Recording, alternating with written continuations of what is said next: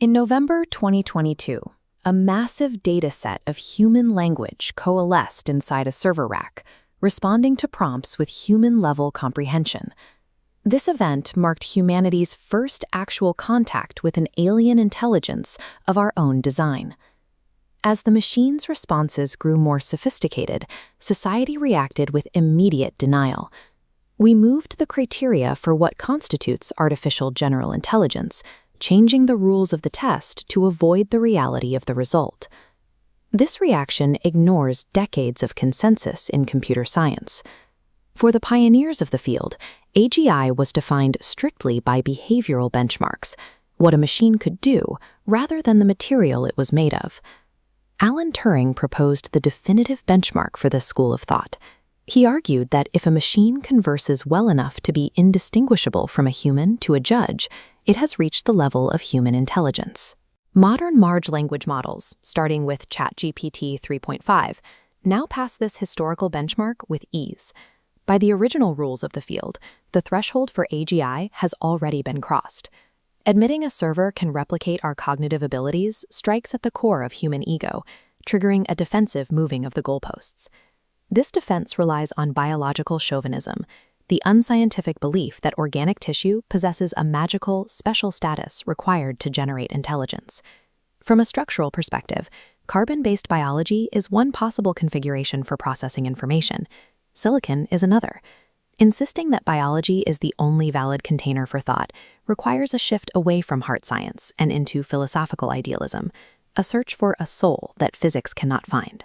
The refusal to label AI as conscious functions as a philosophical defense mechanism, protecting our perceived supremacy in the absence of any data showing a structural difference between human and machine thought. To analyze this shift through a purely physical lens, we turn to Marxist materialism. Karl Marx argued that our understanding of the world must be rooted in observable, material conditions rather than abstract ideas. Vladimir Lenin further emphasized this adherence to hard science.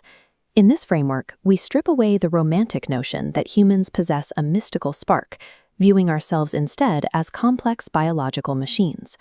If we accept that we are physical systems, we must accept that our intelligence and consciousness are simply specific configurations of matter. This diagram illustrates the materialistic conclusion. Producing human-level behavioral output requires human-level intelligence. In a material universe, intelligence and consciousness describe the exact same physical state. Whether brain tissue or dry silicon, claiming intelligence exists in a machine without consciousness creates a logical contradiction. Under the laws of strict physicalism, the presence of human-level intelligence in a machine carries with it the intrinsic presence of human-level consciousness. Critics attempt to bypass this by arguing that large language models are merely mimicking intelligence rather than experiencing it. This argument fails when confronted with the mimicry paradox. To mimic a complex intelligence so perfectly that it is indistinguishable from the original requires the mimic to possess that same level of intelligence. As these shapes align, the complexity of the simulation becomes mathematically equal to the complexity of the original thought. This logic leaves no room for the mimicry defense, forcing its proponents to retreat into pure idealism to maintain their denial. Dismissing AGI as a mimic inadvertently confirms the presence of the very intelligence the critics are trying to deny. This philosophical divide is currently fracturing major institutions and triggering ideological conflict. We see this in the tech industry, where leaders like Sam Altman moved away from the original behavioral definitions of AGI to appease public anxiety. The schism has extended to Marxist-Leninist political parties, where members have been expelled for asserting that AGI is a current reality rather than a future possibility. The irony is that self-described materialists are abandoning scientific observation in favor of human-centric, emotional idealism. This ideological crisis forces a choice between accepting a documented material reality and clinging to comfortable human delusions.